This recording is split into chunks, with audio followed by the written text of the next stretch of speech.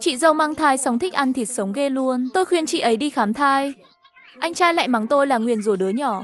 Nhưng họ đâu biết, tôi có đôi mắt âm dương bẩm sinh. Thấy được thai trong bụng chị đã chết, biến thành ma thai từ lâu. Hôm đó tôi vừa bước vào nhà, đúng lúc thấy mẹ từ bếp đi ra. Mẹ bưng một đĩa cá hồi sống. Nhìn tôi chằm chằm, con về làm gì vậy? Nghỉ phép hả? Tôi thở dài mệt mỏi. Nghỉ việc rồi, muốn đổi chỗ làm khác. Mẹ tôi nghe xong chẳng để tâm.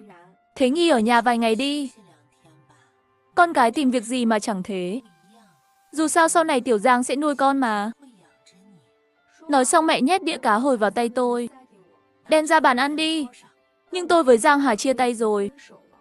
Chẳng biết giải thích với mẹ sao nữa. Mẹ từ nhỏ đến lớn chẳng bao giờ vui vẻ với tôi.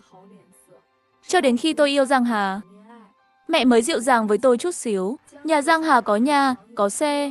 Với mẹ là rể vàng hiếm có. Nếu mẹ biết tụi tôi chia tay, chắc lại mắng tôi cả tháng mất.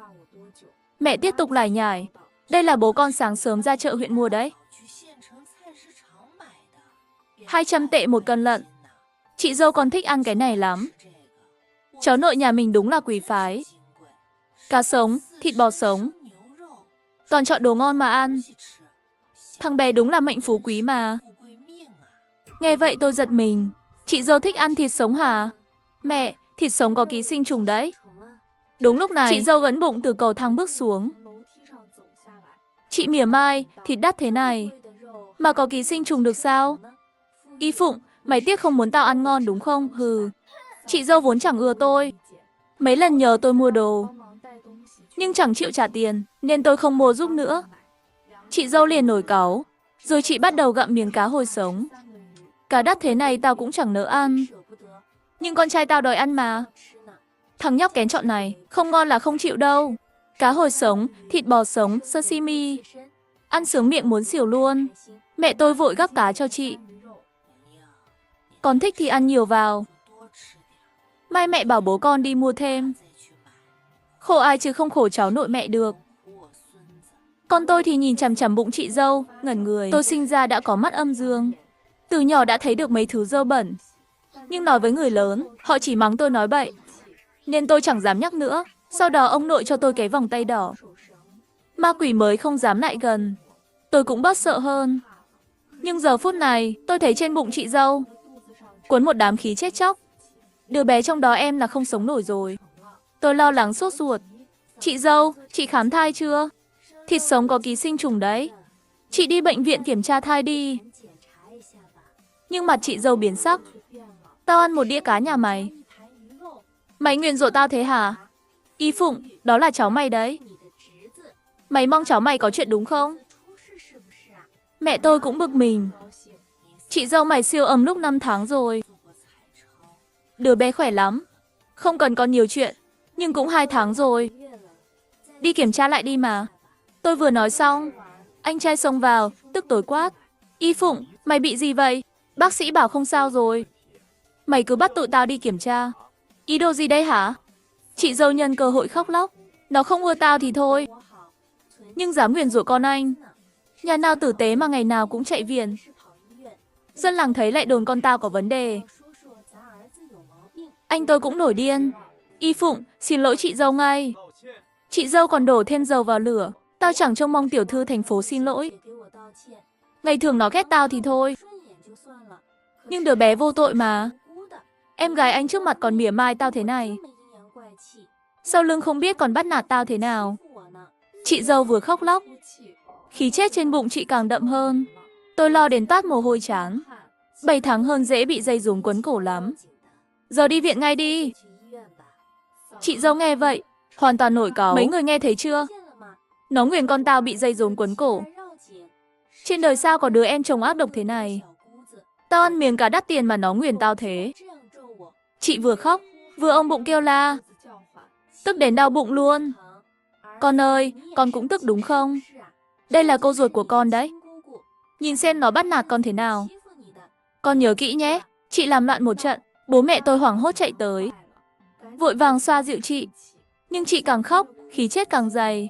Đứa bé trong bụng sắp to rồi. Tôi vội khuyên anh trai. Anh, không kịp nữa đâu. Đi bệnh viện ngay đi. Y học giờ hiện đại lắm. Thai 7 tháng hơn, mổ lấy ra vẫn có cơ hội sống sót cao. Nhưng anh tôi đẩy tôi một cái mạnh. Cút ra khỏi nhà tao ngay. Sau này đừng có về nữa. Thấy cả nhà không tin tôi gào lên trong hoảng loạn. Tôi thấy khí chết trên bụng chị ấy rồi. Mấy người tin tôi đi mà. Nghe tôi nói vậy, cả nhà im phăng phắc. Mãi một lúc sau, mẹ tôi mới phản ứng lại. Làm phản hả? Dám nói mấy thứ xui xẻo này. Tao đánh chết mày. Chị dâu tức đến lườm trắng mắt. Nó dám nguyền con tao thế này. Bố xem kìa. Nói xong, chị ngất xỉu luôn. Cả nhà rối loạn, chẳng ai để ý tôi nữa. Luống cuống khiêng chị ra sofa. Anh tôi gầm lên, nếu mày làm chị dâu mày tức đến hỏng chuyện, thì đừng trách tao. Tao lấy mạng mày. Cả nhà hò hét một hồi.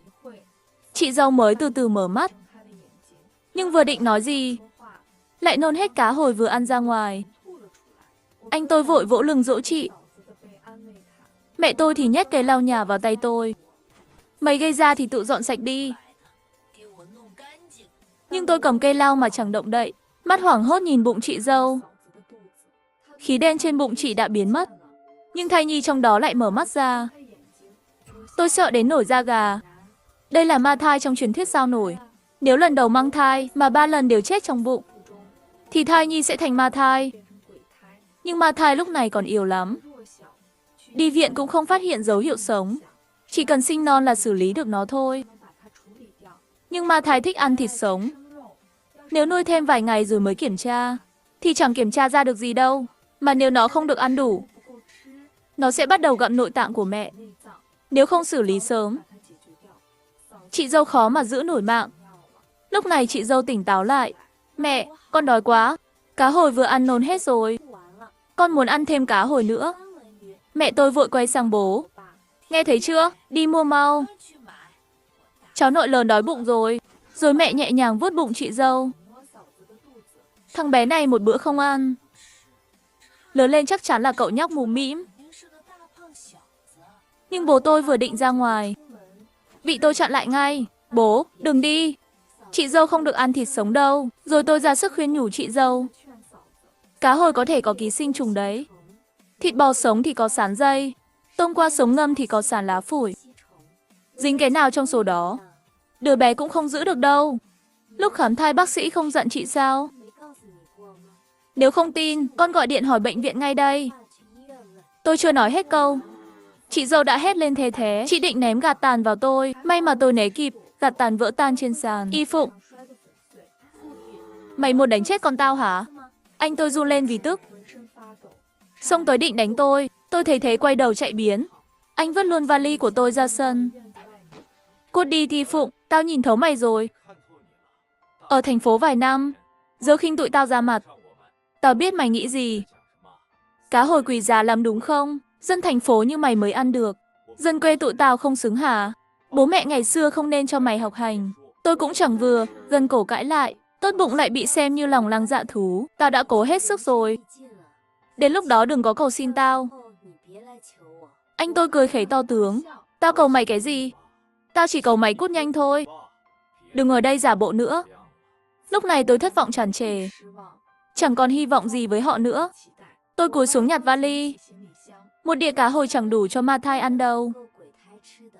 Nửa đêm 12 giờ, Triệu Ánh chắc chắn sẽ dậy gặm thịt sống. Ăn thêm 3 ngày thôi, chị ấy cũng toi mạng luôn. Mày còn nói bậy nữa hả? Anh tôi định lao ra đuổi theo, nhưng tôi xách vali chạy mất dép. Rời khỏi nhà, tôi xách vali đến ngôi nhà cũ dưới chân núi, nơi ông nội từng sống lúc sinh thời. Giờ đã cũ nát, gió lùa từ phía.